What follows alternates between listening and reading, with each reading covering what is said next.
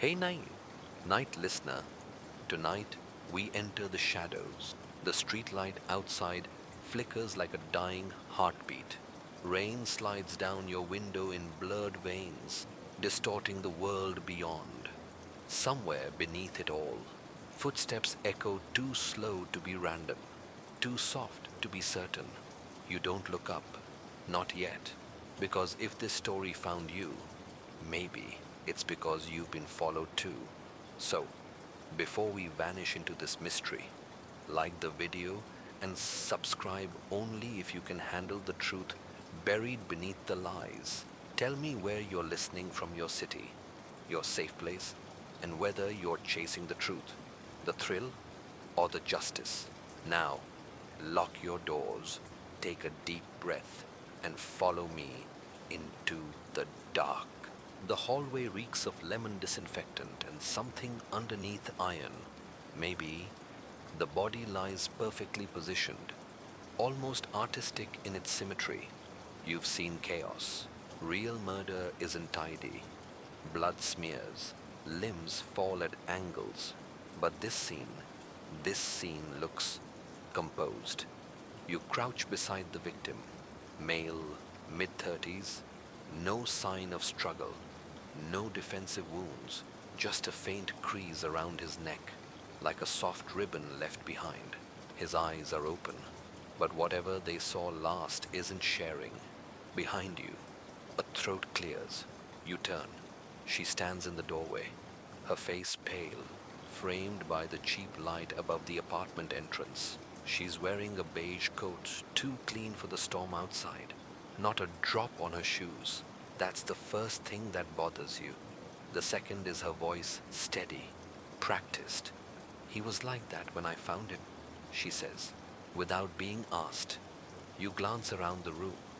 There's no sign of forced entry, no sign of much, really.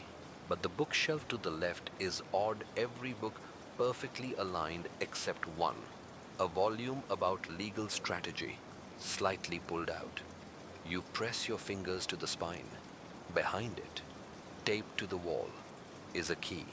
You knew, but pretended you didn't. You pocket it without a word. She watches you do it, says nothing. That's the third thing that bothers you. She gives her statement without hesitation. She was here to collect some of her ex's things, found him dead, called it in, waited in the hallway until you arrived. You check your phone logs. She made the call exactly 5 minutes after the estimated time of death. Tight window, too tight, but plausible. That's the fourth thing. Everyone lies, especially the quiet ones. You ask her where she was before this. She offers receipts: coffee shop, bookstore, grocery run, all time stamped. She smiles faintly, like she's been preparing for this moment for weeks, maybe longer, maybe. That's when you look down at her wrist and spot the faintest bruise beneath her watch. She notices your gaze and pulls her sleeve down. The medical examiner zips the bag, and the body disappears from the scene. Just another statistic now, but your gut won't let it be clean. Not this one. It was never about the truth. It was about control. As she walks past you, she leans in, barely a whisper. "He said he'd leave me everything." Guess he meant it literally. You don't respond. You just watch her go. The scent of perfume, lingering lavender, with something metallic underneath. Then the sound of the elevator dinging, followed by silence. Behind you, the key you found glints in your pocket like a loaded secret. You ride the elevator down alone. The hum of machinery groaning louder than it should. It feels like descending into something more than just a lobby. The fluorescent lights overhead flicker, casting strobing shadows along the brushed metal walls. You catch your reflection, eyes too alert for this late at night. Jaw clenched, like it knows something your brain hasn't processed yet. The key in your pocket weighs heavier than it should. Not just metal. Implication, timing, intent. You step out into the lobby and watch as she exits through the glass doors. Her pace is unhurried, coat belt cinched tight at the waist, like she's trying to keep something hidden or held in. You follow. Rain still pelts the sidewalk in quicksilver sheets, the kind that smudges outlines and warps depth. You trail her from half a block behind, your breath fogging in the cold night air. She doesn't look back. Then, at the corner, she stops. You pause, duck behind a bus shelter. She pulls something from a coat pocket. Not a phone, a photo creased, rain slick, maybe old. She holds it for a beat, then tears it straight down the middle, tosses the halves into a trash bin, and walks on. You wait until she turns the corner. Then you step out and fish the photo pieces from the trash. They've blurred in the rain, but the faces are still visible. Her and the victim, smiling. Another man, half out of frame, his arm around her waist. You've seen him before. You just can't remember where. You knew, but pretended you didn't. You head back toward your car, gripping the photo pieces like puzzle fragments. And that's when you see it. Someone watching from the alleyway. A figure, motionless. You blink, and they're gone. The key burns in your pocket. Later, back in your office, you lay everything out: the victim's file, her alibi receipts, the photo, the key. It fits nothing obvious. Not his apartment door, not his office. You try it against the file cabinet in evidence, no luck. But something scratches at your memory. A case file from 2 years back. A murder-suicide that never felt quite right. She testified then, too. As a friend of the victim, you dig it up. Same calm demeanor, same spotless alibi, same soft-spoken voice. And in the evidence log, a missing key, never recovered. It was never about the truth. It was about control. You open her old statement. There's a line insignificant at the time. He kept the important things behind glass, said he liked transparency. You open the victim's cabinet again. Run your hands along the inner panel. Your fingertips find a slide and dip near the bottom. You press, click. A false panel swings open. Inside, a stack of letters, handwritten, all addressed to her.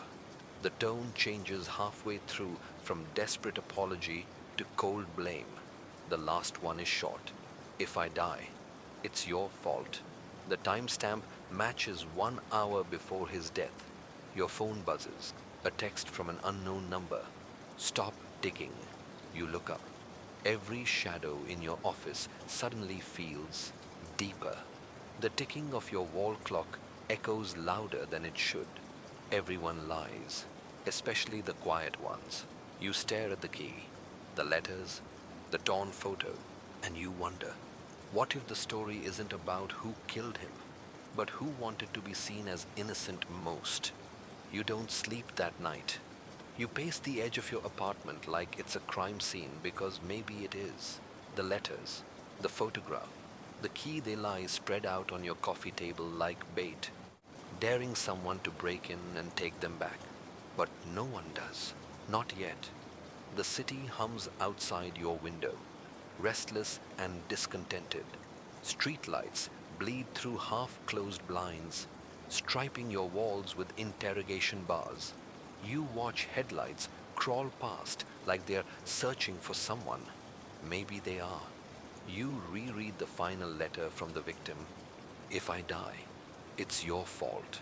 There's no sign of violence in the ink, no shakiness or last-minute scrawl, just cold intention, as if he wanted her to carry his death like a branding mark. A ticking sound starts in your ears. You think it's the wall clock again, but when you walk over, it's stopped. Still, the ticking continues. You find it inside the envelope, a tiny silver stopwatch, old, scratched, but still running. It wasn't there before. You never noticed it click into your hand as you unfolded the paper. Someone wanted you to find it. Someone's watching the story unfold and leaving clues they know you will follow. It was never about the truth. It was about control. The stopwatch is frozen at 5:13, a time of death, a countdown. You scan the letters again, this time for timestamps, references. One note mentions a night she was late. I waited until 5:13. You didn't come. There it is again. Same time, same rage. You check your phone. That number that texted you. Stop digging. It's still unlisted. You text back one word. Why no response? You call in a favor to a tech guy in forensics Lowell. Greasy hair, sleepless eyes, but good with shadows. You meet him behind a gas station off 9th Street, where signal triangulation isn't clean. He doesn't ask questions when you hand over the phone and the stopwatch. He just says, "You owe me something dark for this." You knew, but pretended you didn't.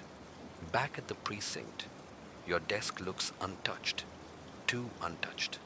The photo you taped to the underside of your drawer is gone. Just the curled strip of tape remains, and someone's placed a glove in its place. One black leather glove, women's size, right hand only, the same kind the victim wore on the night he died. You spin slowly in your chair. Everyone in the room looks busy, but no one meets your eyes. Everyone lies, especially the quiet ones. You check the security camera logs for the evidence room. There's a gap. 12 minutes of static between or 4:50 and 5:02 a.m. Enough time to break in, to plant something, or remove it. You run your hand along your jaw, trying to recall what she said on the stand last time. Her exact phrasing. Her voice was calm, smooth as polished glass. I wasn't home when it happened. I'd gone for a walk. Alone.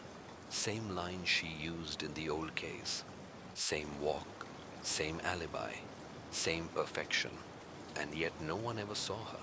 She was never caught on camera. No neighbors, no witnesses, just her word. You pull the glove from your drawer and sniff the leather. It's faint, but there's a smell. Perfume, lilac and rain. You've smelled it before. Not on her, in your own apartment, on your pillow. What if you've been the suspect all along? You retrace every moment she spent in your apartment, every coffee mug she held, every night she said she needed shelter, not questions. You remember the warmth of her voice. You remember the way she leaned just enough to suggest truth without ever offering proof. But now all you remember is the perfume on your pillow, lilac and rain, and the glove that doesn't belong. You open the window and let the city breathe in. It doesn't help. The shadows creep faster now. You set the glove down next to the stopwatch, watching both like they might speak. They don't. But your phone buzzes. Lowell. His voice is tight. That number. It's a burner. But it pinged 3 towers, one of them outside the courthouse, at 5:13. There it is again. You knew, but pretended you didn't.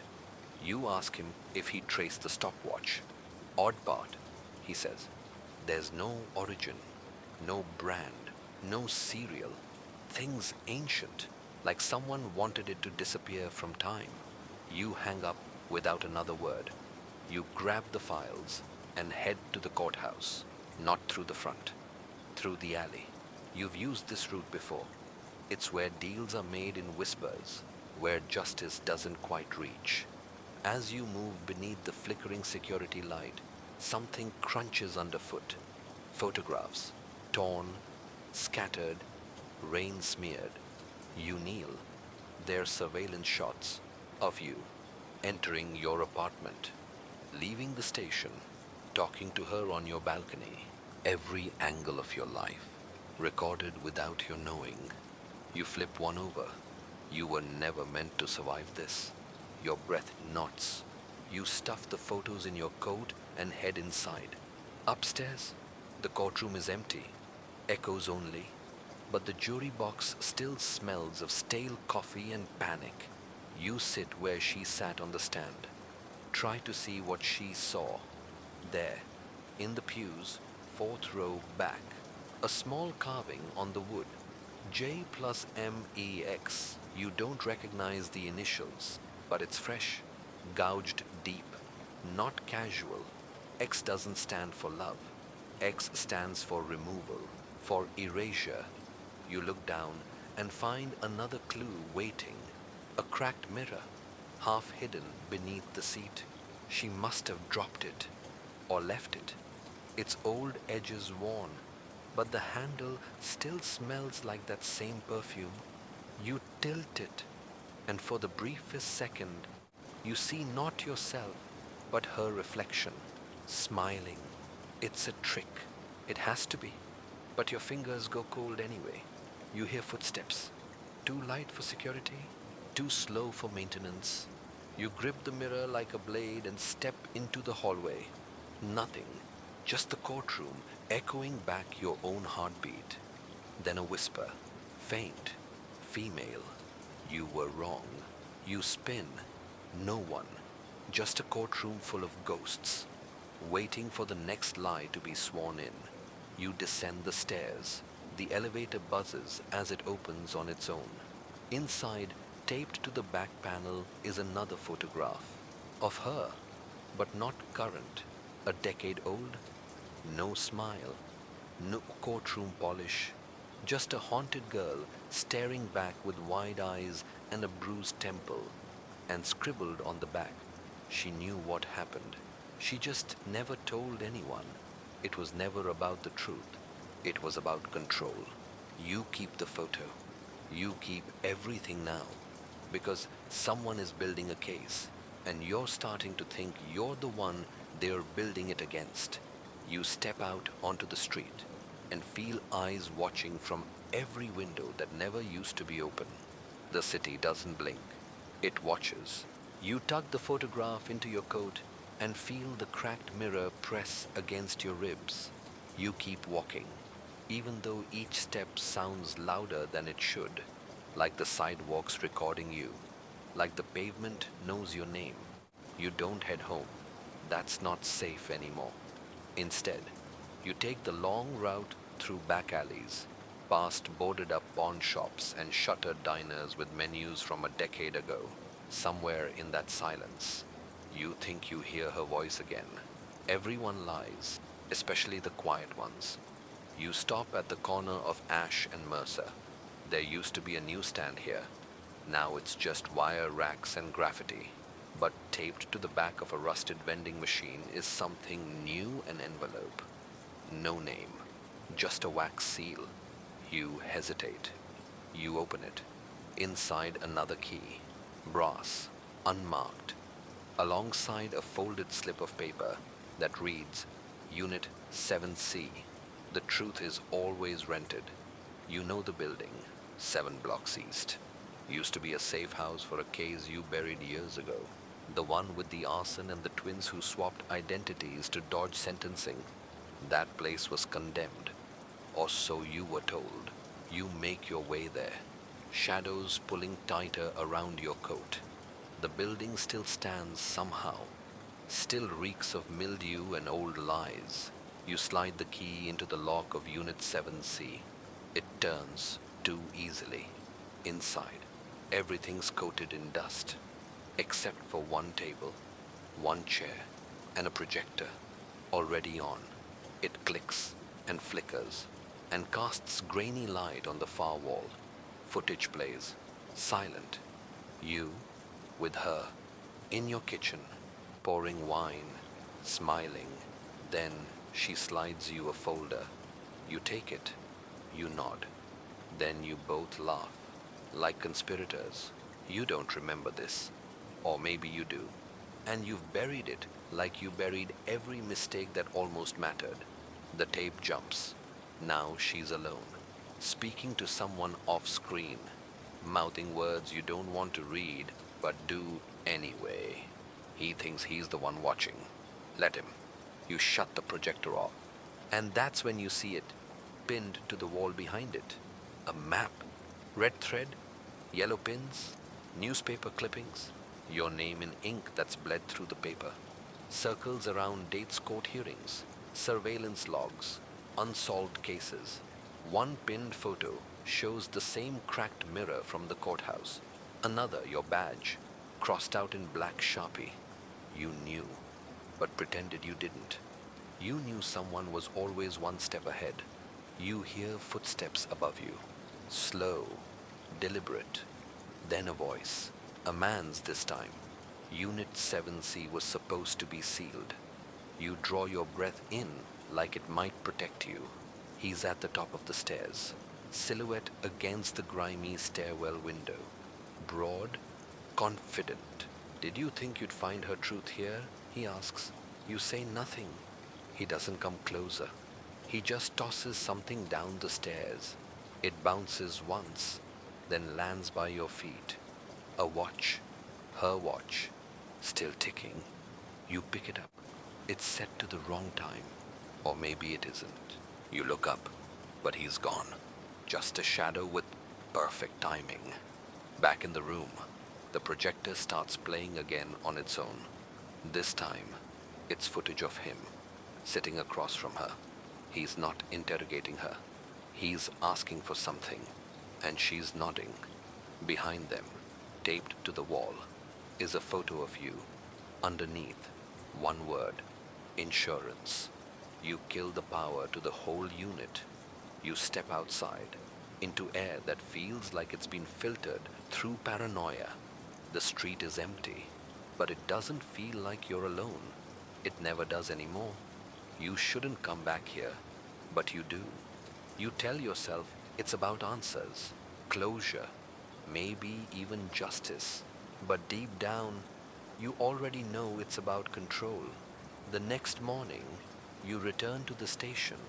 Eyes follow you like you're a ghost in your own department. Smiles don't reach eyes. Conversations pause when you pass. You're used to it. But today, it lands different. There's a post-it on your desk. No signature. Just by words. We know she was lying. You crumple it. But it doesn't leave your mind. Nothing leaves your mind anymore. You check internal files. The case against her, the one you closed, the one you testified on, was watertight. Surveillance, timestamps, eyewitnesses, an alibi no one could crack. Except now, someone's trying. The internal server is locked down. Redacted files are blinking under restricted access codes. Only 3 people could have done it. 2 are on vacation. The third, you trust less than the system. You walk to evidence. You sign into the logbook with the same tired pen and ask for the box you never wanted to see again. Case WA 977B. Her case. The clerk hesitates, then shrugs. It's already been checked out. By who?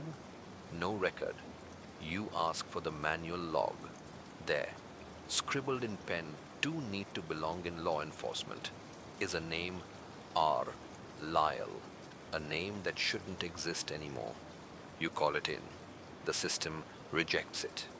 Dead. Deceased. No known living relative. He was the old forensics tech. Died during the Windsor fire 6 years ago.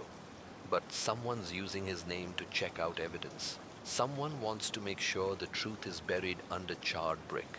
You feel it again, that paranoia sliding under your skin like static. You head home, but not directly. You circle the block twice, pass a stranger twice, watch a black sedan idle too long by the fire hydrant. Inside your apartment, the lights flicker once, then twice, then everything goes dark. You draw your weapon before the power cuts. Muscle memory. And that's when you hear the softest click in the kitchen. The refrigerator door opening, then closing. You sweep the room, breathing through your teeth. Nothing, until you see the magnet on the fridge. It's holding something that wasn't there before a Polaroid. Her. In court. Not from the trial. From today. But court wasn't in session, not publicly. The timestamp is printed at the bottom, 10 minutes before you arrived home. You turn the photo over, written in red ink. Still think she's the victim. You drop the photo, and it flutters like a falling verdict. You rush to your computer, boot the external drive you swore you'd never plug in again.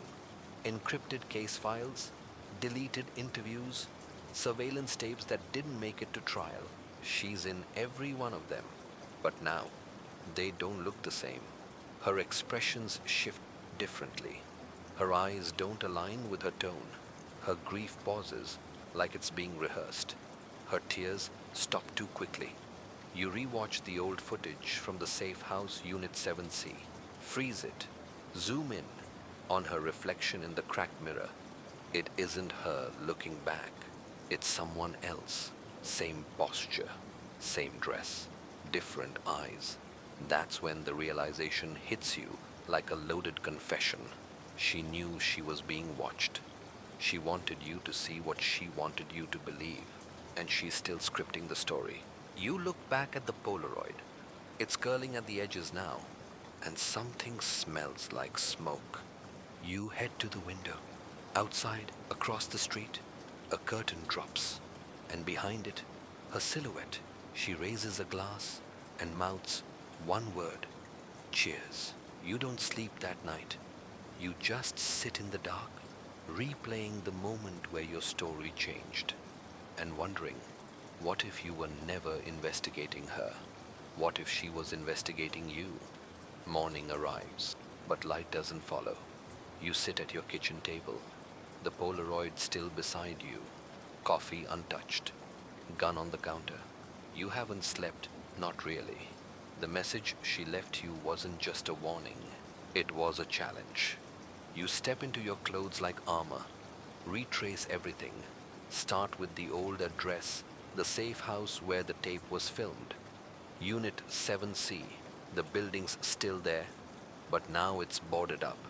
Condemned sprayed across the door in flaking red paint. But your badge still opens doors, even dead ones. Inside, the air is thick with mildew and secrets. Cracked linoleum, ceiling fan still swinging from a bent rod. There's a mirror in the hallway, the same one from the surveillance video. You stand in front of it, but something's wrong. The angle, the position. She wasn't facing the camera. She was facing the mirror, recording a reflection, a version of herself only the camera would see. It wasn't about what was recorded. It was about what was omitted. You step into the room where she sat. The floor creaks, but beneath the creak is another sound, a shift, hollow. You kneel, pull the rug aside, a loose floorboard. Inside it, wrapped in oil paper, a single glove, not hers, too large, worn smooth, men's leather. Inside the glove, a tag, property of D. Travis. You freeze. Detective Travis, your old partner, dead 3 years now, officially ruled an accident, but you were there. You found his body. You buried the doubt. This glove was never part of the case file, unless you check the timestamp again on the Polaroid. It's the old time you were reviewing footage last night. She planted it, which means she's been here after you. You don't know if you should be afraid or impressed. You pocket the glove. That's when your phone vibrates. Blocked number. Just a single text. Look under his name in your reports. You rush back to the station and open the internal system. Pull up Travis's archived case logs. Nothing unusual until you scroll through his confidential notes. One file encrypted. You run the old decryption protocol. It unlocks with your name. Inside a single paragraph entry. She's playing us, both sides. If I disappear, start where the story ends, not where it begins. The file is dated the day before he died. You lean back in your chair, blood pounding in your ears. You were investigating the wrong story. This wasn't a murder case, it was a performance, a long con, and you were her favorite audience member. You print the file, slide it into your jacket, grab the glove. Before you leave the station, you get stopped at the door. It's your captain. He's holding a manila folder. No smile. Just one sentence. You're off the case. Of course you are. She's one step ahead. Again. But that doesn't stop you. You take the folder anyway. Back home, you flip it open. Inside, a photo of her. Courtroom sketch. Surveillance angle. News clipping. And stapled to the back, a transcript of a sealed testimony. Not hers. Yours. From 3 years ago. You don't remember giving it. And yet your signature's there. The testimony details a confidential agreement between you and a third party, identifying a key witness, her. But she wasn't a witness. She was a ghost. She's been in every room you entered, in every case you touched. Always just close enough to see but never to touch. And now, she's controlling the narrative. You realize you're not here to solve a mystery anymore. You're here to rewrite one. But to do that, you'll have to become the thing you've always feared most, the unreliable narrator. You put out the lights, shut off your phone. Tomorrow, you'll find the house she grew up in. Start at the ending. And if the ending doesn't exist, you'll write one. You don't sleep. Sleep is for people with clean consciences and locked doors. You drive through the fog, headlights slicing the dark like a blade that barely leaves a mark. Her childhood address. It's listed in a record buried deep in your department's forgotten files. The kind they leave off official reports. The kind that screams someone wanted this erased. You follow the road past the city limits. Trees lean in like they know something. Gravel pops under your tires like knuckles cracking before a fight. The house appears like an apology. Quiet, small, weather-beaten. It leans to one side, as if even the foundation doesn't believe it should still be standing. You step out. The mailbox is rusted shut, but it bears the same last name she used in court. You walk to the porch. Every board groans under your feet. There's no need to knock. The door is already open. Inside, time has stood still but poorly. The wallpaper is peeling like old scabs. A rotary phone sits on a side table, its cord cut clean, and on the wall, framed in dust, is a single photograph, a little girl, her, standing next to a man whose face is partially scratched out, just the eyes. The house doesn't feel abandoned. It feels paused, like someone stepped out and is about to walk back in at any second. Then you see it on the kitchen table. A cup of tea, still warm, steam curling up like secrets. And beside it, something more chilling than any weapon, a typewritten page. Your name is at the top. Below it, a story, fiction, except it's your life, your memories, your mistakes, your shame, written in past tense, as if they've already happened, as if someone knew what you'd do before you did. You read the last line. He came looking for the truth, but forgot it's never found. It's only uncovered when it's too late. The doorknob rattles behind you. You draw your gun. Silence. Then a knock. You check the peephole. No one. But pinned to the outside with a knife is another photograph. This time, not of her. You, taken through a window. Last night, you spin around. The air's changed. That feeling again, being watched.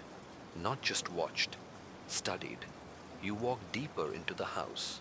A hallway lined with broken clocks, none of them ticking. But one of them has a message carved into the wood. It was never about the case. You open the last door on the right.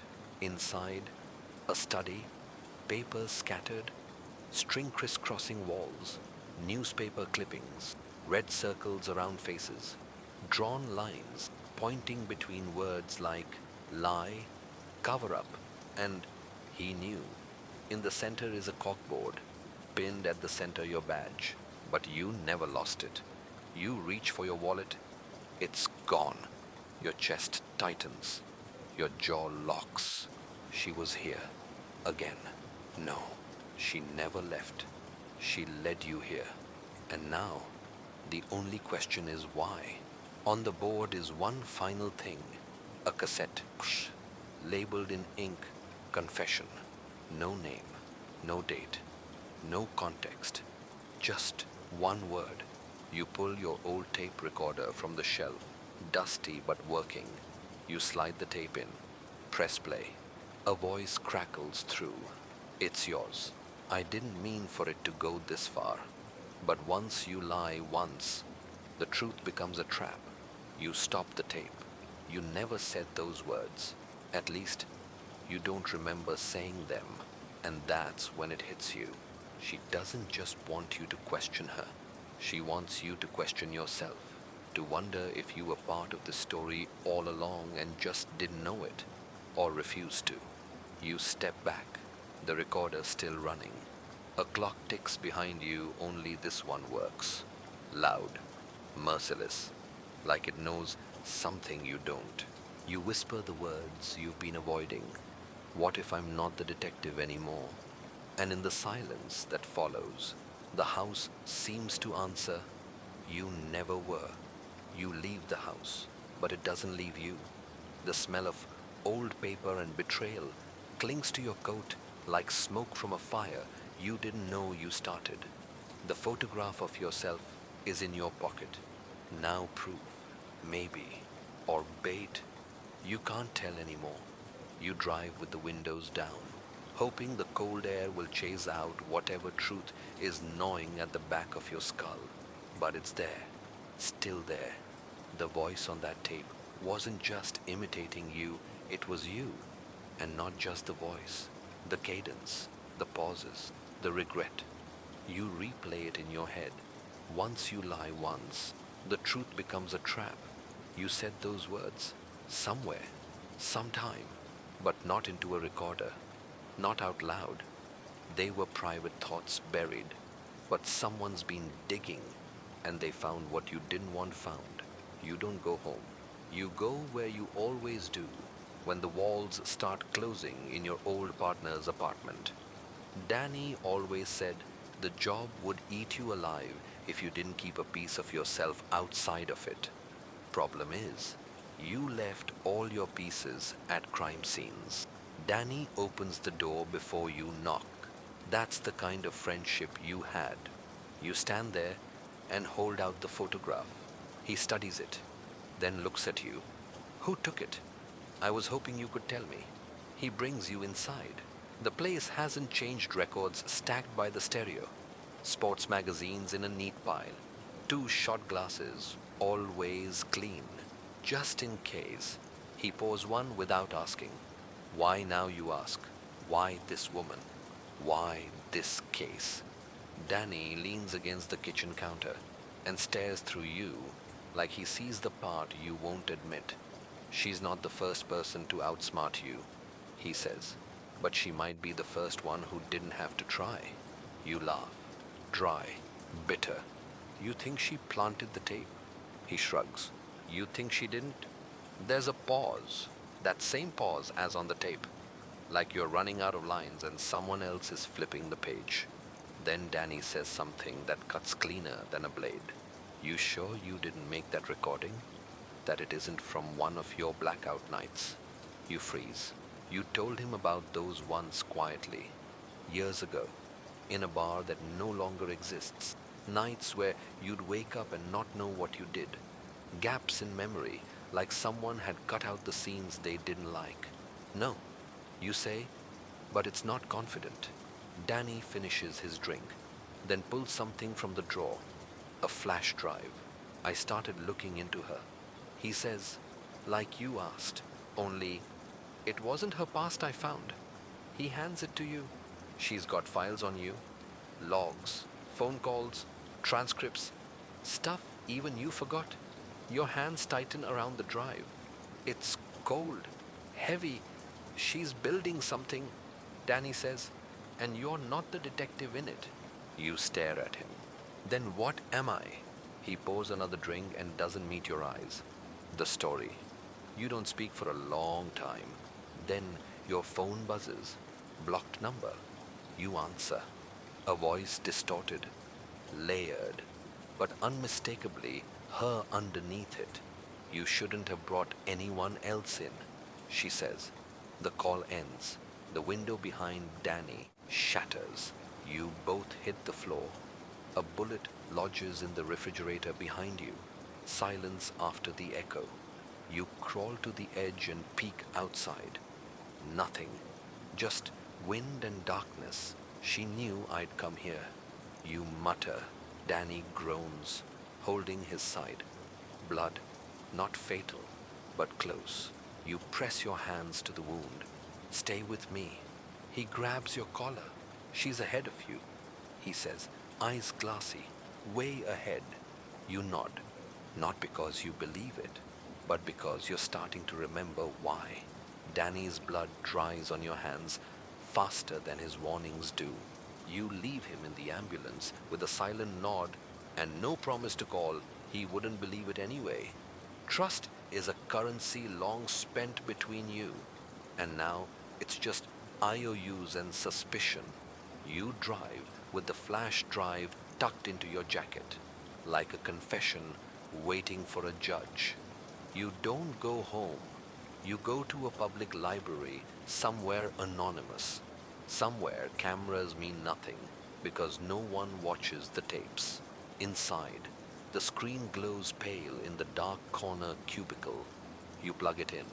The drive whirs, and then the directory appears. Case logs, audio files, transcripts, photos, personal. You hesitate because every label looks like a blade aimed at your own spine. You open personal first.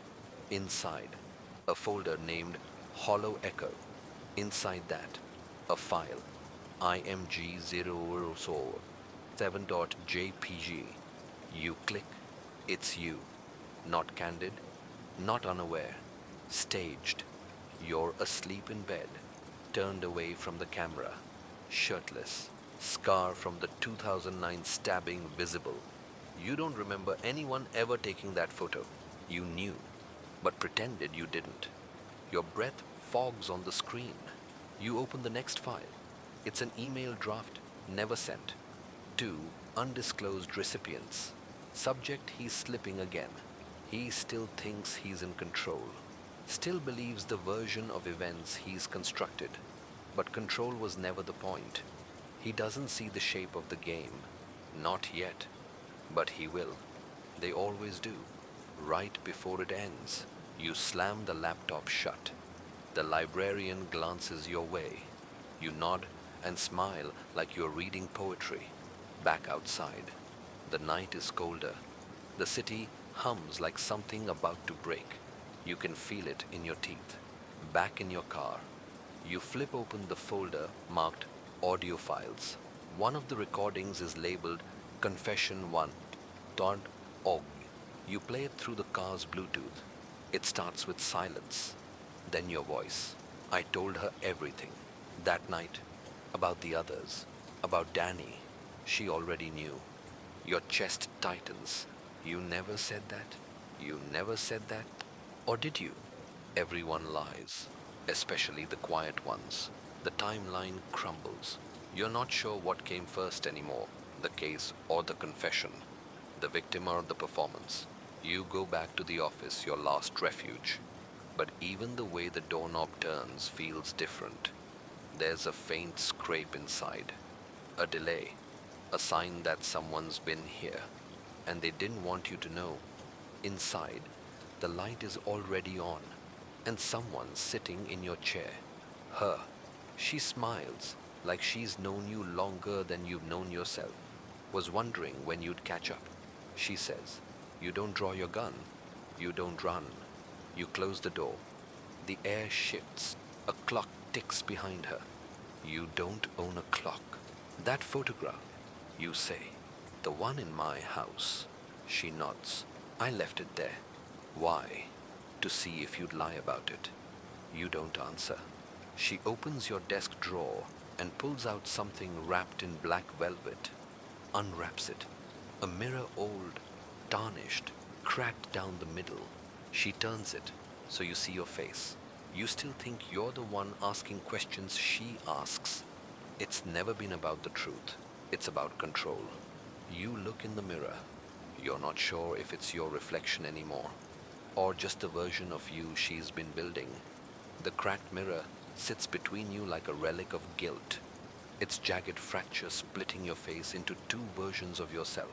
One who thought he had control, and one who now realizes he never did. She doesn't blink as she watches you, doesn't flinch, just taps her fingers on the edge of your desk in an unhurried rhythm. 5 beats. A pause, 5 beats again. You don't ask what it means. You're afraid of the answer. So, she says, what did you hear on the tape? You don't respond, not with words. Anyway, your silence is a locked file. She reads it just the same. You don't remember saying it. She continues, but you did. Or someone wanted you to believe you did. That's the thing about confessions. They only matter if someone's listening. You shift in your seat. Your fingertips brush the edge of your sidearm. She watches your hand. Don't, she says. Calm, not afraid, not even curious, just certain. We're past the part where you pull the trigger. You pull your hand back. The air grows heavier. There's a photo on your desk that wasn't there before. A black and white print. You lean forward to look. It's you again, but this time, you're standing in the hallway of your building, talking to a man with no face. Literally, his features are blurred like a corrupted file, but the timestamp is real. So is the location. You know that wall, that light fixture. You were there. You don't remember it. You knew, but pretended you didn't. You stare at her. What do you want? I want you to finish what you started. What did I start? She smiles like a teacher, proud of a failing student finally asking the right question. You solved the case, she says, but you buried the motive. Why? There it is again. That sense of something buried alive, still clawing at the coffin lid. You hear a ticking just faintly. You check your phone. No alarm. It's not here, she says. It's you. You've been hearing it since the first call. What call? She doesn't answer. You grab the photograph, flip it over. Scrawled in faded pen are the words, "The missing door doesn't mean there wasn't a room." What does that mean? It means you're standing in the crime scene, but you've forgotten the crime. You're spiraling, but not the kind that makes you collapse.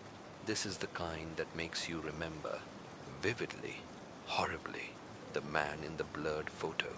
He had a voice. He whispered, "We need her alive long enough to testify." You hear it now like an echo through a tunnel. She was the witness. You murmur, "Not the victim." She nods, and you were the one who placed her there. No. Yes. You moved her, swapped the identities, sealed the files, while you close your eyes, trying to summon the memory. But all you get is static, a flicker, a courtroom with broken windows, a jury with shadows for faces, and your voice again. If she talks, everything unravels. She rises slowly, walks around the desk, places a small velvet pouch beside the cracked mirror. You open it. Inside a key, not to your office, to your storage unit, the one you haven't opened in years. You glance up. She's gone. No footsteps, no door creak, just vanished. The mirror still sits there, cracked in two, and the ticking. It's louder now. You knew, but Pretended you didn't, and the key burns in your palm like it's alive. The key feels heavier the longer you hold it, like it doesn't want to go quietly. You drive to the storage facility under a sky the color of old bruises. Rain needles the windshield, tapping a pattern you swear matches her fingers from earlier 5 beats. A pause. 5 beats again. Inside your head, something cracks. Not loudly, not all at once, just a slow splinter down a memory you've been guarding for years. You arrive, Unit 3B. You don't need to look at the tag. You know it like a scar. The lock resists. Rust flakes beneath your fingertips as the key turns.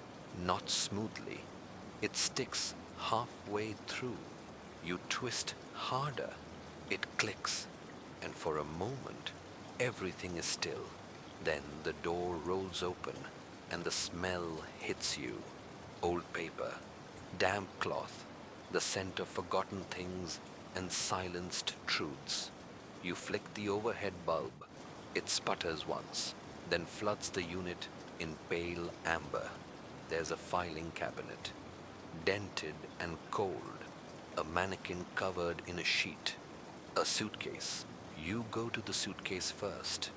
Inside neatly folded clothes, a girl's dress, untouched by time, a silver bracelet with the initials MR, a small voice recorder, batteries long dead, and a note, handwritten, block letters. If she remembers, we're all dead. You sit back on your heels, breathe. The mannequin draws your eyes again. You approach it slowly. The sheet clings as you pull it away. It's not a mannequin. It's a forensic training dummy, one you used during interrogation simulations. But the clothes it wears, they're real, the same as in the photo, the one that went missing from evidence room 4. A red jacket, navy pants, broken left shoe.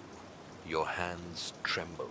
Pinned to its chest, a courtroom sketch of her on the stand. Only the face has been burned out. And on the back, scrawled in ink, she took your story and wore it better. You stagger back, heart thudding, tick, tick, tick. It's not in your head anymore. It's coming from the filing cabinet. You rip it open. Top drawer empty. Second drawer, police reports, dozens of them altered, some blacked out. You see your name on half of them, your signature, only you don't remember signing any of it. You reach the third drawer. There's a clock inside, old-fashioned, brass, covered in fingerprints. It ticks, but the hands never move, just stuck at 2:17, and tucked behind it, a photograph, her again only younger, bleeding from the scalp, eyes wide open. A man stands over her. Your brain tries to blur the face, but it can't, because it's you. You drop the photo, stagger back into the suitcase. Everything spins. You remember now. She wasn't just the witness. She was the bait. And you were the one who made her mate. You knew, but pretended you didn't. The mirror, the key, the phrase, everyone lies, especially the quiet ones. You lean against the wall, breath shallow, eyes darting toward the half-burned sketch. There's more, always more. You scan the unit. A box you didn't notice before sits under a blanket in the corner. You pull it out, hands numb. Inside VHS tapes, labeled by date. The earliest March 14th, 2015, the day of the initial arrest. The latest October 8th, 2017, the week before she vanished. You slide one out. Tape scratched, label smeared, but the title is unmistakable. Testimony uncut. The truth you buried is about to speak for itself, and you're not sure whose voice you'll hear first, hers or your own. You hold the tape in your hand like it might scream if you press too hard. Testimony uncut. The words stare up at you like an accusation. You don't even remember recording this, but something deeper inside you knows it's not a forgery. You scan the storage unit for a VCR. There's one on a wheeled cart under a plastic tarp, the kind they used in training rooms or old courtrooms. You plug it into a wall socket with trembling hands, then slide the tape into the slot. It clunks into place. The screen crackles, and there she is, not the woman you saw take the stand. Younger, raw, shoulders tense, lip trembling. She's seated in a metal chair in an interrogation room, hands folded like she's praying. You recognize the room instantly. It was yours. Your old badge number is scrawled on the whiteboard behind her. Someone you wrote witness number 17 in red ink beneath it. The audio kicks in. Her voice, softer than you remember. I never meant to watch him die, she says. The hairs rise on your arms. She continues, her voice teetering between fear and resolve. He said it wouldn't look good if people knew, that no one would believe me anyway. You lean closer to the screen. The camera angle is off, almost as if someone placed it behind the two-way mirror, secretly recording the interrogation. Then, a second voice. Yours. I can make this go away, but you have to help me, you say on tape. And then, silence. You remember the room. You remember being there. You don't remember that line. You freeze the tape. That voice calm, methodical, rehearsed. The way you speak when you're managing risk, not seeking truth. You let it play again. Her eyes dart toward the mirror. He wasn't supposed to die, she repeats. But someone had to take the fall. The room falls silent. Then, from off camera, a door creaks open. A shadow appears. A third voice enters. Not yours, not hers. You're saying too much. She flinches. The screen fuzzes. White noise crackles. The image warps and then cuts out. Static. That's it. The tape clicks, rewinds itself halfway before stopping. You sit there staring at the blue screen, pulse hammering in your throat. You never filed this tape. It never made it into evidence. And now you know why. It was never about the truth. It was about control. You glance toward the box of tapes. If this one survived, what else did you dig through the pile? Pull another out. Internal debrief sealed. You slide it in. The screen flickers. And this time, it's you. A younger version. Suit pressed. Face sharp. That telltale glint in your eye you used to confuse for justice. You're in an office. Alone. Talking to the camera. No jury would ever believe her if they knew what she did before. You say, so, we'll keep that sealed. Just in case. The camera zooms in slightly, like someone moved it manually. But if she flips, if she ever tries to spin it back, you pause, lean in, and whisper, we flip it harder. You eject the tape. Your reflection in the black TV screen is warped, older, more tired. But there, and suddenly, the glove you found in her apartment, the key she shouldn't have had, the burnt photograph, they're not fragments of her guilt. They're yours, a history of quiet manipulation, slowly slipping through your grasp. You sit down hard on the floor of the storage unit, legs folded beneath you, heart heavy as stone. Everyone lied, especially the quiet ones, and maybe especially you. You fumble with your phone, instinctively checking for messages. One, from a number you don't recognize.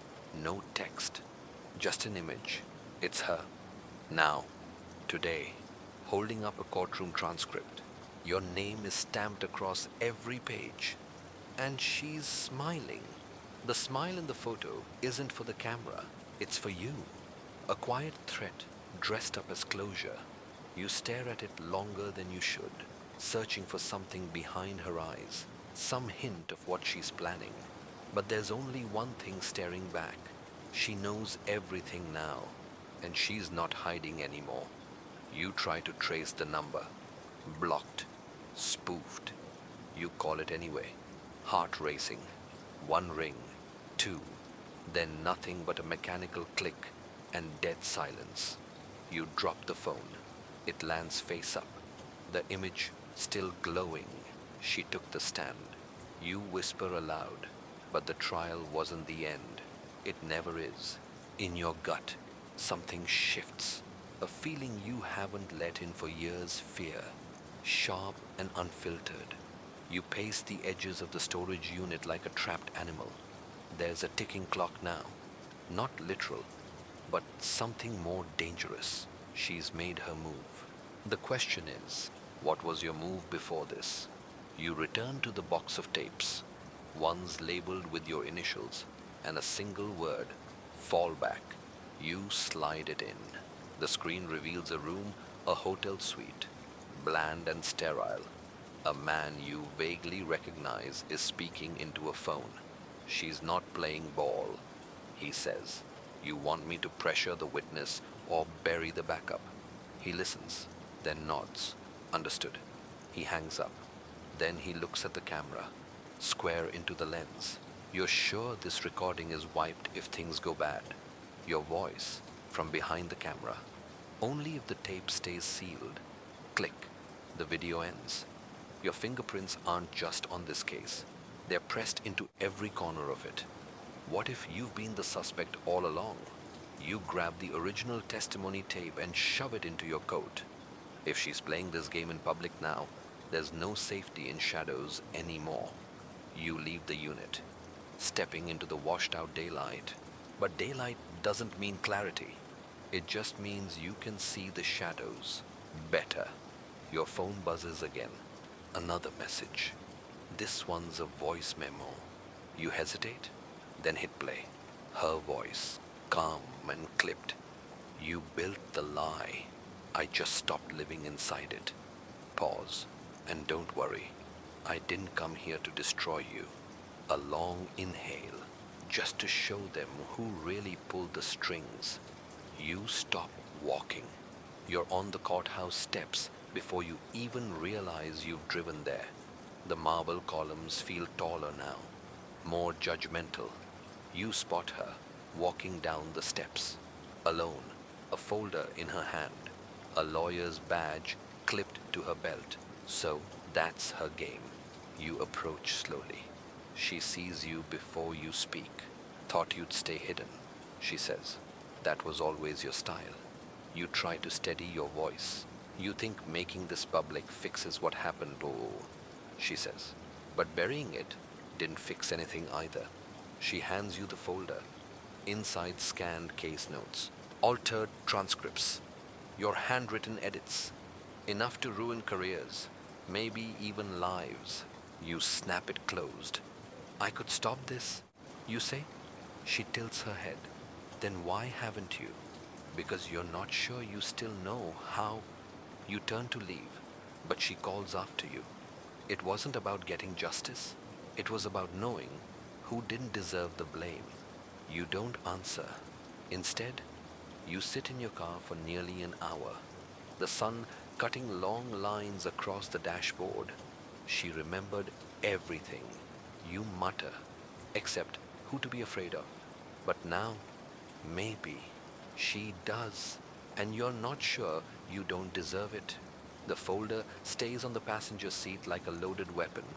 You don't open it again, not yet. Just its presence has you driving aimlessly, looping the city like you're circling the drain.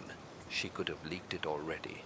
That would have been the move if this were revenge. But this is something worse. This is a test. You pull onto the overlook above the river, the kind of place where people come to breathe or jump. The skyline leans into dusk, all gold and shadow. The weight in your chest presses against your ribs like truth trying to claw its way out. The tape, the file, the voice memo, all timed perfectly, all rehearsed. You open the folder again. Among the documents is something unexpected.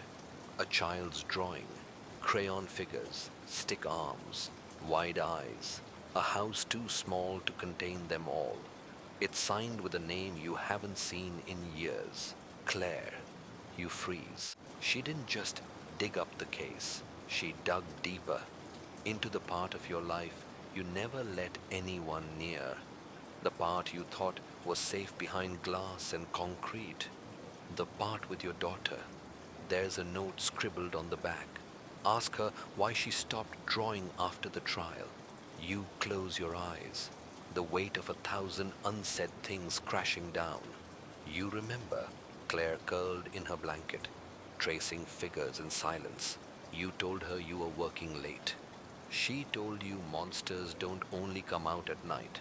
You knew, but pretended you didn't.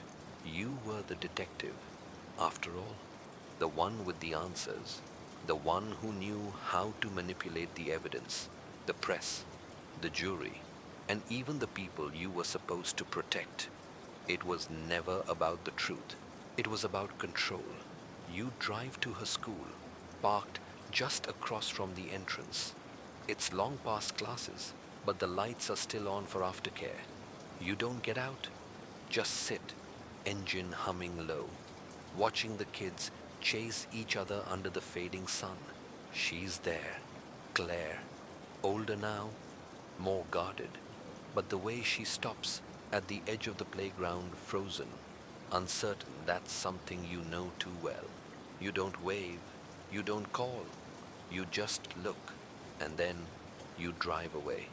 There's one place left that might give you what you need. Not the courthouse, not the archive, not the station, the, the home of the prosecutor on that case, the one you fed the false lead to, the one who made their career on the back of your misdirection, and who, if you're right, never realized they were being used.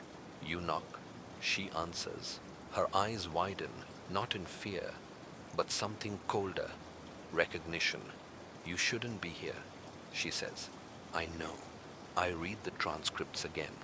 You know what I realized. What there were things you never said on record, things you led people to believe without ever stating them. You nod. That was the point. She steps aside. You enter. On her kitchen table is a file, just like the one you found in the storage unit. Open, highlighted, annotated. You're not here to confess, she says.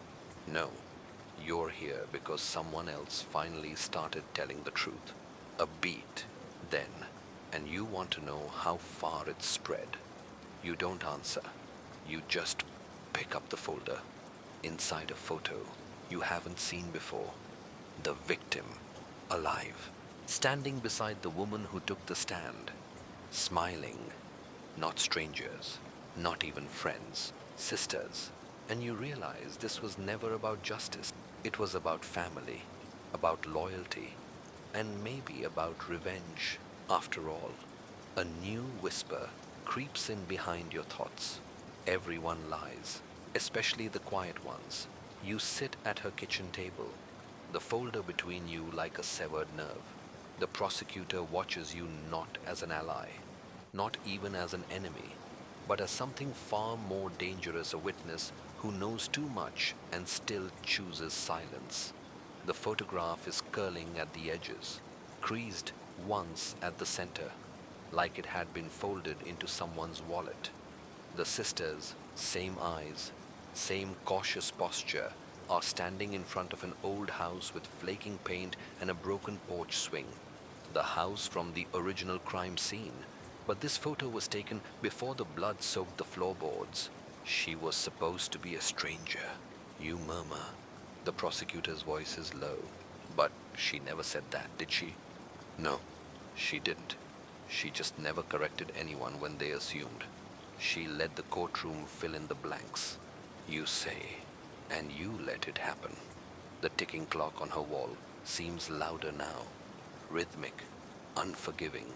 You remember a voice on the stand saying, I didn't know her. I just heard the scream. It was a lie, but a surgical one, measured, deliberate, the kind of lie you used to be proud of detecting. You press your palms to your face. What if you've been the suspect all along? That phrase clings to your ribs like frostbite. The prosecutor pours you a glass of water, but you don't drink it. You can't. You're trying to replay the scene like a mental film strip. Who approached who? Who volunteered what? Who benefited most from the confusion? And it keeps coming back to her, the sister, the survivor, the woman who testified with no visible scars, but an unshakable calm, the one you thought was protecting herself. She was protecting them. You knew, but pretended you didn't. I thought she was in danger. You whisper, no. The prosecutor says, you wanted her to be that way. You could save her that way. You didn't have to look deeper. She's right.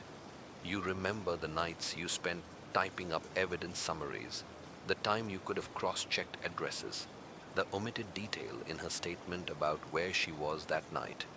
You chalked it up to trauma, fog of memory, emotional strain. But now you see the timeline doesn't match. The alibi was too airtight, too convenient.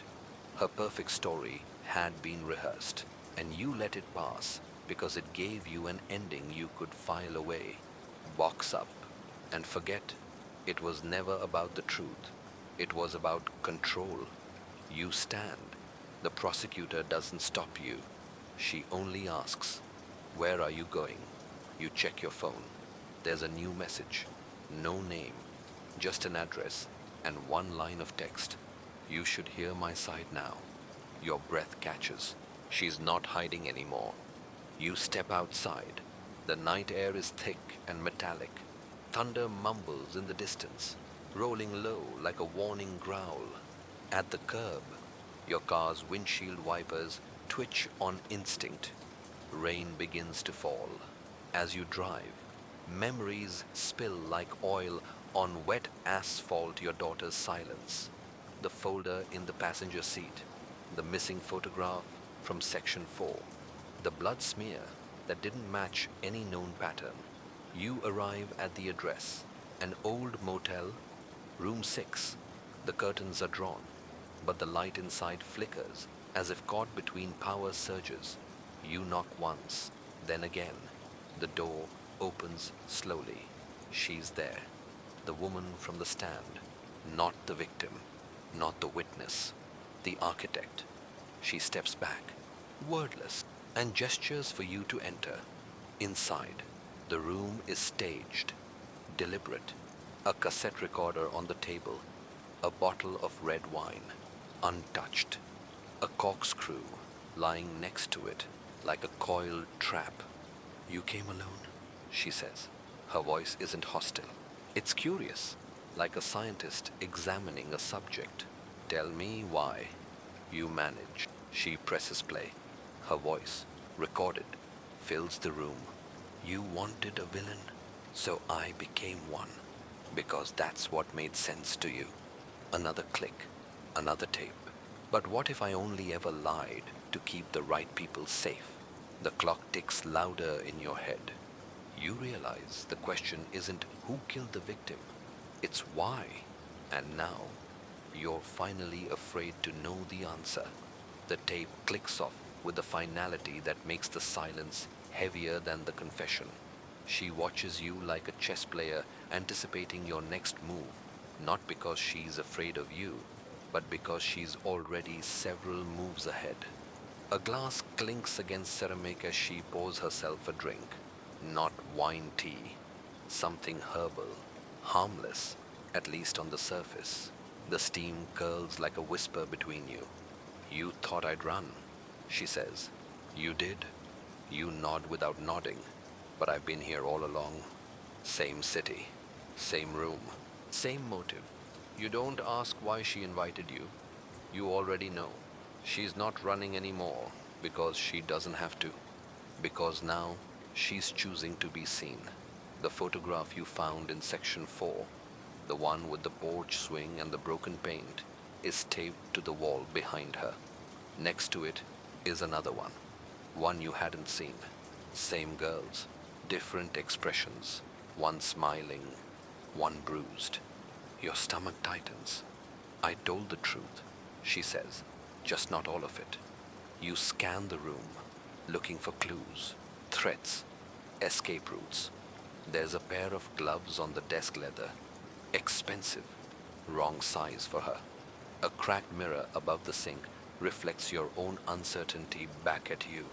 You knew, but pretended you didn't. What did he do to you, you ask? Her face stays still, but her fingers tighten around the teacup. You're asking now, after a trial, after the verdict, after you walked away like your part was finished. You were a witness, you say, not the one on trial. She stands and pulls open a drawer. Inside is a key. I wasn't a witness, she says. I was a guarantee. You don't respond. You know what's worse than being ignored, she continues. Being believed for the wrong reason.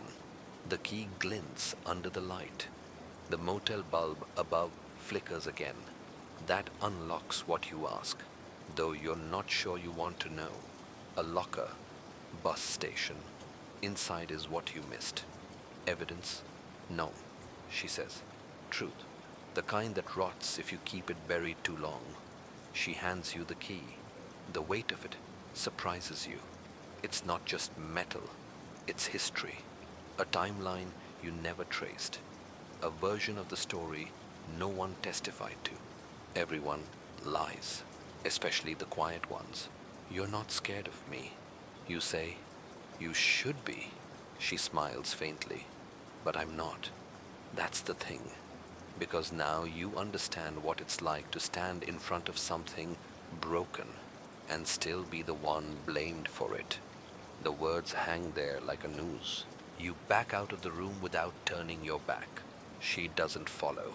The door closes with a click that sounds like punctuation and end, or maybe just an ellipsis. Outside, the rain has turned to mist, the kind that seeps into your clothes and skin, soft but inescapable. You stare at the key in your hand. What if you've been the suspect all along? You drive to the bus station. It's nearly empty. One elderly woman reads a book. A kid charges a dying phone. A man sleeps hunched under his coat. Locker 38.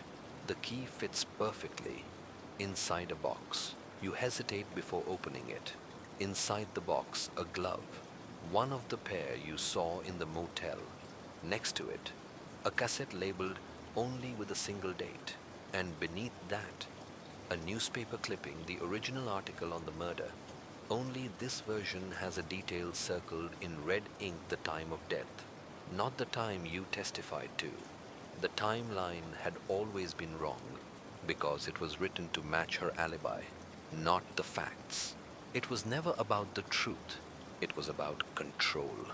You drop into one of the cracked plastic seats and press play on the cassette. Her voice again.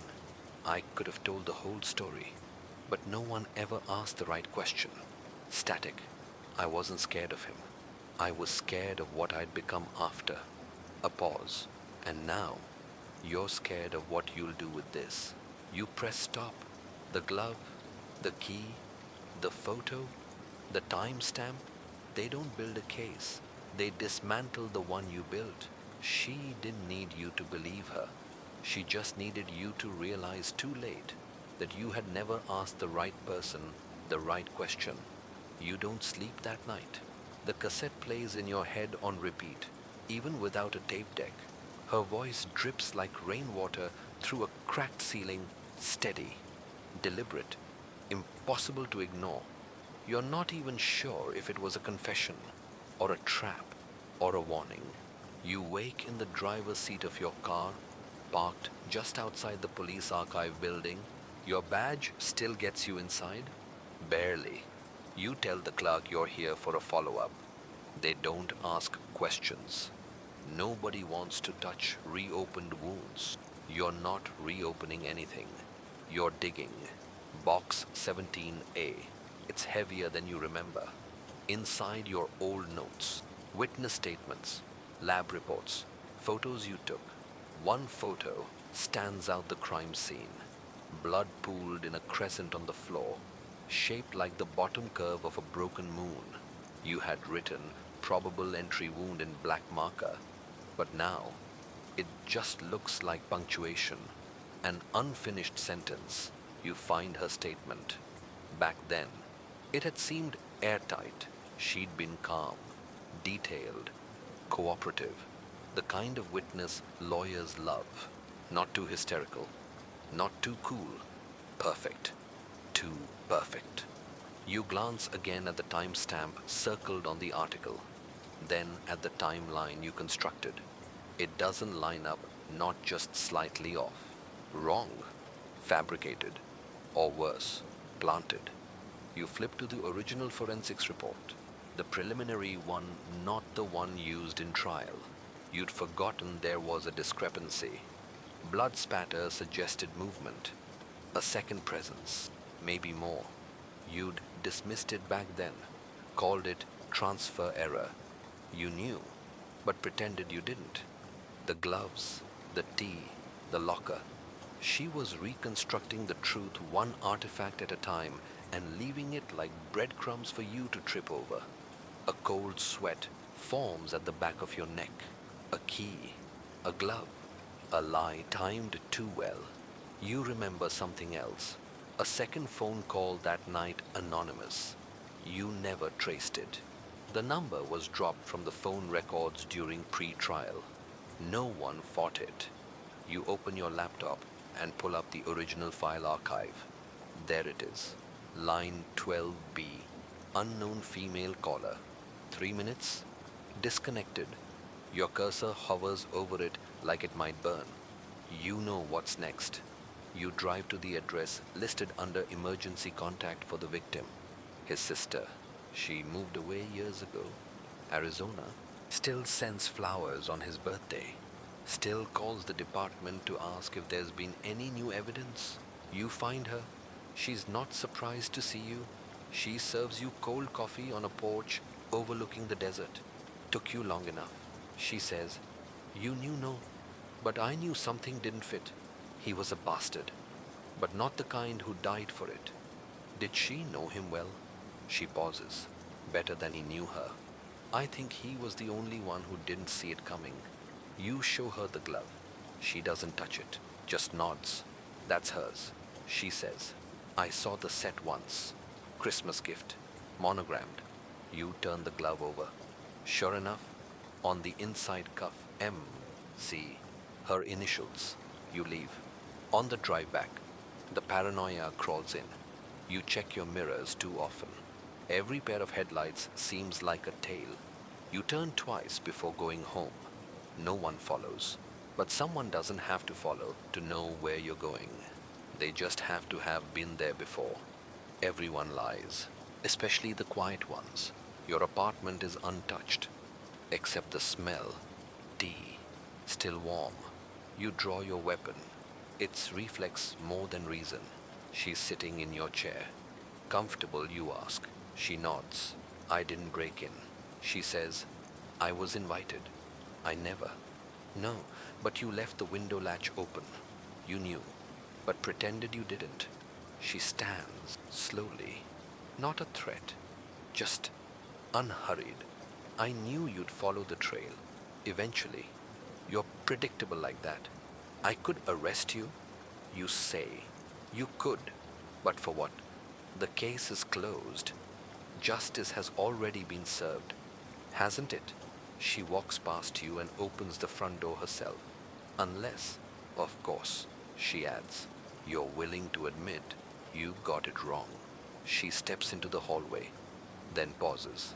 "And if you do, if you reopen the file, then you better be ready to explain why." Explain it to who? To everyone you told you were right. The door closes. Ticking clock. Silence. You sit. Stare at the glove. The photograph. The newspaper clipping. The cassette. You've solved the case. And now you know why you buried the motive. because now you understand what it costs to admit you failed. What if you've been the suspect all along? You don't leave the chair for hours. The light fades through the blinds, slicing your apartment into bars of gold and shadow. Somewhere between dusk and dark, you decide you'll file the paperwork. You'll reopen the case, not because it will change anything, but because if you don't, the silence will devour you. The glove rests on the table, the photograph beside it, a small constellation of doubt, formed from evidence you once dismissed, overlooked, or flat out ignored. You reach for your phone, open your notes app, and type case file number 3471B. Probable misdirection, possible malicious manipulation. The cursor blinks, like it's judging you. The printer coughs out the draft, and for a moment, it sounds like a warning. You seal the evidence in a manila envelope and head to the precinct late, long after most desks are empty and the janitor has stopped pretending not to listen. You know the back hallway, the one with the unmonitored drop slot. You walk it like a funeral procession. You slide the envelope in. It lands with a soft thunk, too soft for something that heavy. That's the moment you realize she planned for you to do this, not just to find the clues, to confess to her, to bring the secret full circle. You weren't exposing her, you were completing her. It was never about the truth, it was about control, and she's had it the whole time. You step outside. It's raining again. The city is washing itself. You walk the alleys toward your car, coat collar turned up, hand in your pocket where your badge used to feel like armor. Now it feels like paper. You hear a noise, not behind you above, a faint creak, fire escape metal shifting. You look up, a figure, just barely, standing still, watching. You blink, it's gone. Was it her? Or is your guilt starting to project shadows? The key, the glove, the clock, it's ticking now, not a metaphor. You look down. Your phone alarm is going off. You don't remember setting it. You pull it from your pocket. The screen reads, 10 minutes left. Left for what? Your heart's hammering. You spin around, eyes scanning. A car across the street. Lights off. Parked too long. You walk toward it. Each step louder than the last. You flash your light inside. Empty. Except on the driver's seat, a photograph. The same one you had in the file. The blood crescent. But this version has something new. A handwritten note scrawled across the bottom. You missed something. You jerk backward. The street is empty again. Too empty. You look up at the building. The window you always keep locked is now open just a crack. You run, back up the stairs, bursting through your own door. No one inside. But your apartment feels altered, subtly. One frame on the wall hangs lower than before. Your tea mug washed, not in the sink. The cassette gone. The clock ticks louder. You reach for the phone. You dial your old partner. It goes to voicemail. You don't leave a message. What would you say? Hey, I think the woman I let walk free is orchestrating a psychological noose around my neck using forensic artifacts and a tape recorder. Even you wouldn't believe it. Everyone lies, especially the quiet ones. You look at the envelope drop report on your phone. It's already been checked out. The name next to it, Marina Calder. She filed the request herself. She's in the system. Official, clean, protected. You understand now this wasn't about the murder. Not entirely. It was about the story. Her story. She needed someone to make it believable. And you were the perfect, unreliable narrator. You lower yourself into the chair again. Just like the first night. Across the room, the ticking clock stops. Then starts again. Tick, tock. It's personal now. But it always was. You don't sleep. The hours bleed together, and dawn crawls in with cold fingers and a sky the color of old bruises. You stare at the ceiling, not blinking, not trusting the dark corners of your apartment because you know she's already been here. You can't prove it, but you feel it. The absence is too deliberate. Tick, tock. You check the photo again, the one left on the car seat. You missed something. 3 words that now feel like a dare. Not just from her, from the truth itself. You pin it to the corkboard, the missing photograph, the glove, the playback button scratched from the cassette, the original blood smear, Marina's sealed testimony, the surveillance footage that never appeared, the window that opened itself, a constellation of control. She orchestrated everything, the scene, the silence, even your reawakening. She didn't want to vanish. She wanted to be remembered, but not as a victim, as a puppeteer. And the worst part, you helped her build the strings. It was never about the crime. It was about the story that followed it. She turned you into her witness, her messenger, and maybe even her final confession. But one without a courtroom, one without justice. You turn toward the door, drawn by instinct more than plan. You're not done yet, not until you see the place where it all started. The house, the garden, the rusted gate she swore was always locked. You drive in silence. No music, no podcasts, just the sound of the tires grinding across wet pavement and your breath fogging the windshield. The house looks different now, smaller, more brittle. You step out. The wind carries that strange static again, like a memory trying to return. You walk past the broken fence, the flower bed. The back door swings open before you touch it.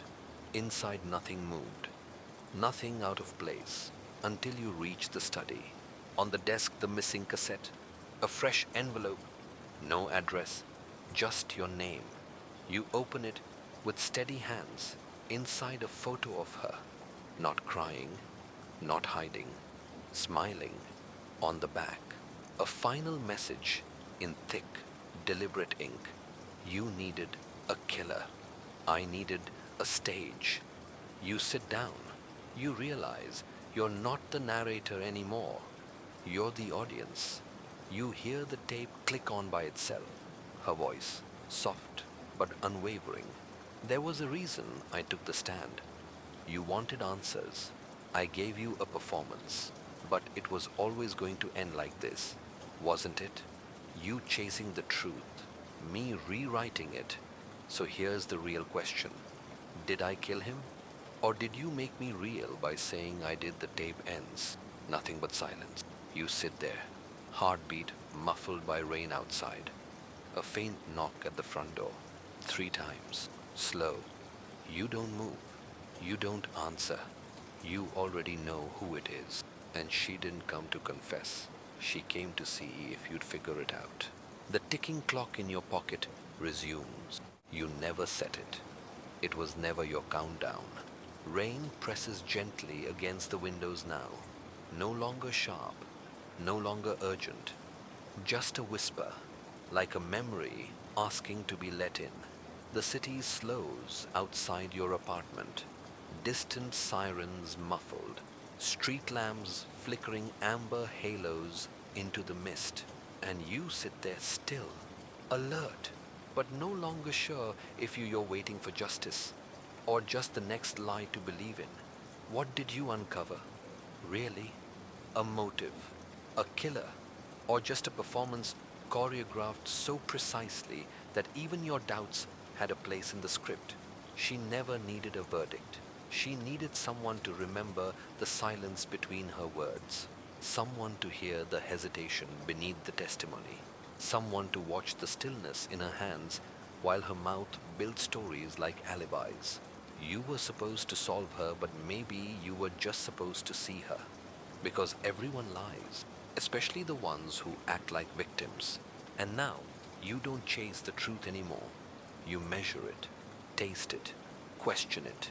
You hear a creak in the hallway and don't check the door. You see a shadow pass and don't draw the blinds. You know better now. Justice doesn't wear a robe, it wears doubt. And it never knocks twice. Somewhere, the missing photograph remains unburned. Somewhere, her real name is whispered in a place no jury would dare walk into. And somewhere, her next story waits, looking for someone else who needs to feel like the hero. But you just sit in the quiet now, listening, wondering, remembering. Because if she ever comes back, it won't be with a confession. It'll be with a script you didn't write, and a smile that says you're already part of the next scene. End of script. Sleep well, and watch your back.